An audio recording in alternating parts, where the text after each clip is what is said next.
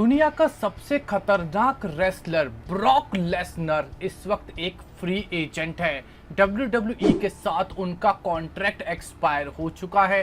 WWE की तरफ उनकी अब कोई रिस्पॉन्सिबिलिटीज नहीं है। इसका मतलब ब्रॉक लेसनर वो कर सकते हैं जो वो करना चाहते हैं। वैसे भी ब्रॉक लेसनर वो ही करते हैं जो वो हमेशा से करना चाहते हैं। हम बात करेंगे दोस्तों इस वीडियो में ऐसी 5 डायरेक्शंस के बारे में जो अब ब्रॉक लेसनर के लिए इस्तेमाल करी जा सकती है, चाहे वो WWE हो या UFC हो या AEW हो। बात करेंगे ब्रॉक लेसनर की ऐसी 5 पॉसिबल डायरेक्शंस के बारे में जिस तरफ ब्रॉक लेसनर को इस वक्त ले जाया जा सकता है। तो दोस्तों मेरा नाम है नितिश वशिष्ठ, आप देख रहे हैं WWE हिंदी एम्पायर चैनल। क्या ब्रॉक लेसनर कभी किसी के दोस्त बन सकते हैं WWE की रिंग में, या कभी किसी के tag team partner? Countdown number 5 पे हमारा यही क्वेश्चन का जवाब है कि ब्रॉक लेसनर क्या रोमन रेंस के दोस्त बन सकते हैं? ब्रॉक लेसनर हमेशा से रोमन रेंस के हमेशा से दुश्मन रहे हैं। इन दोनों के बीच में हमें कई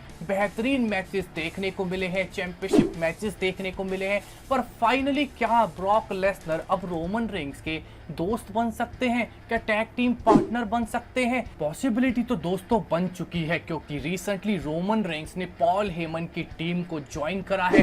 पॉल हेमन गाय बने हैं। रोमन रेंस भी अब एक हील सुपरस्टार हैं, यानी कि ब्रॉक लेसनर के पास अब ऑप्शन है कि वो रोमन रेंस को अपना टैग टीम पार्टनर चूज कर सकते हैं और ब्रॉक लेसनर और रोमन रेंस एक टैग टीम फॉर्म करके WWE में तबाही मचा सकते हैं। वैसे दोस्तों देखा जाए तो ब्रॉक लेसनर का स्लोगन भी यही कहता होगा जो रोमन रेंस का स्लोगन कहता है, व्रेक एवरीवन एंड लीव। ये दोनों रेसलर्स इस वक्त एक ही फिलॉसफी पे काम करते हैं, मारो पीटो और निकलो। तो दोस्तों ब्रॉक लेसनर पे एक ऑप्शन है, WWE के पास एक ऑप्शन है कि ब्रॉक लेसनर और रोमन रेंस के बीच में दोस्ती दिखाई जाए, टैग टीम पार्टनर बनाया जाए, जिसके बाद हमें पॉल हेमन गाय टीम WWE में देखने को मिल सकती है। ऐसा ही कुछ WWE ने साल 2002 में भी करा था, जब उन्होंने स्टीव ऑस्टन और ट्रिपल एच को एक टैग टीम में डाल दिया था। उन दोनों की भी हालात बिल्कुल ऐसे ही थे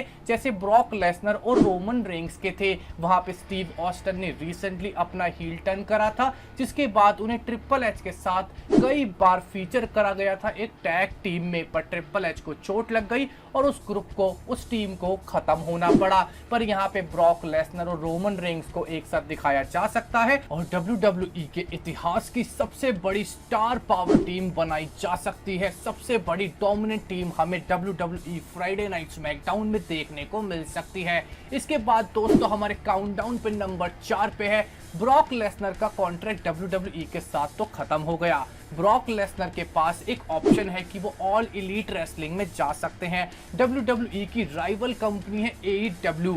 ब्रॉक लेसनर AEW को ज्वाइन इसलिए कर सकते हैं क्योंकि AEW कुछ भी करेगा ब्रॉक लेसनर को अपने वीकली शोज AEW डायनामाइट पे लाने के लिए, क्योंकि अगर डायनामाइट शो को असली में डायनामाइट बनाना है और रेटिंग्स चाहिए डायनामाइट जैसी, तो ब्रॉक लेसनर बड़ी जैसी स्टार पावर वहां पर लेकर आनी पड़ेगी, जिसके लिए AEW कितना भी पैसा खर्चने को तैयार होगा। अगर ब्रॉक लेसनर हमें AEW जाते हुए दिखे तो जॉन मॉक्सली, केनी ओमेगा और कई ऐसे मैचेस हैं जो हमें AEW की रिंग में ऐसे ड्रीम मैचेस देखने को मिल सकते हैं। यानी कि ब्रॉक लेसनर के पास ऑप्शन है कि वो ऑल एलीट रेसलिंग को भी ज्वाइन कर सकते हैं। पर दोस्तों कहा जाता है कि ब्रॉक लेसनर काफी ज्यादा स्मार्ट हैं और AEW में उनके लिए कुछ ज्यादा करने को नहीं होगा, ज्यादा पैसे भी नहीं मिलेंगे, फ्यूचर भी सिक्योर कम रहेगा, इसीलिए काफी कम चांसेस हैं कि ब्रॉक लेसनर AEW का रुख करेंगे। यानी कि WWE या UFC में जाने के चांसेस ब्रॉक लेसनर के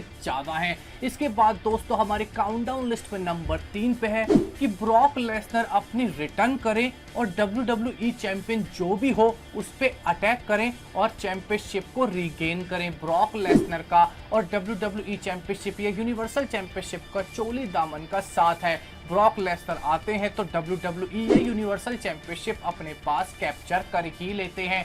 ब्रॉक लेसनर सिर्फ एक ही कंडीशन में चैंपियनशिप हारते हैं, जब उन्हें WWE से दूर जाना होता है। कुछ ऐसा ही इस बार भी हुआ था, यानी कि जैसे ही ब्रॉक लेसनर अपनी वापसी करते हैं उन्हें सीधा WWE चैंपियनशिप पिक्चर में डाला जा सकता है और ड्रू मैकइंटायर, रेंडी ऑर्टन में से किसी एक के खिलाफ मैच रॉयल रंबल या रेसलमेनिया 37 पे करवाया जा सकता है, क्योंकि ब्रॉक लेसनर दोस्तों रूमर्स के अकॉर्डिंग तभी लौटेंगे जब फैंस लौटेंगे, और फैंस के लौटने की उम्मीद तो साल 2020 में काफी कम है। इसलिए पूरी उम्मीद है कि ब्रॉक लेसनर हमें साल 2021 के रॉयल रंबल के आसपास ही अपनी रिटर्न करते हुए दिखेंगे। इसके बाद दोस्तों हमारी काउंटडाउन लिस्ट पे नंबर 2 पे है जो ब्रॉक लेसनर WWE में अपनी वापसी करने से पहले एक बार तो कर ही सकते हैं, वो है UFC में जाके एक ड्रीम फाइट खेलकर आना। और उनके फाइटर अपोनेंट का नाम है जॉन जोन्स, जिन्होंने कई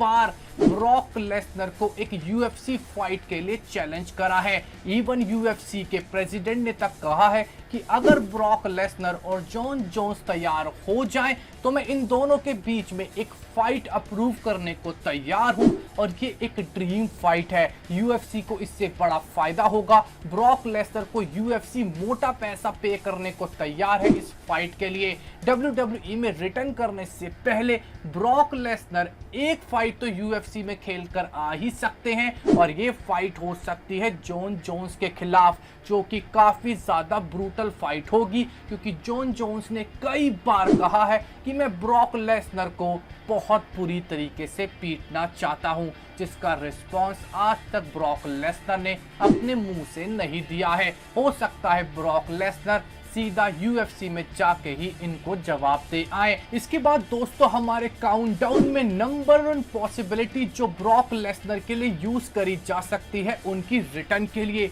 और ये काफी ज्यादा लॉजिकल भी है।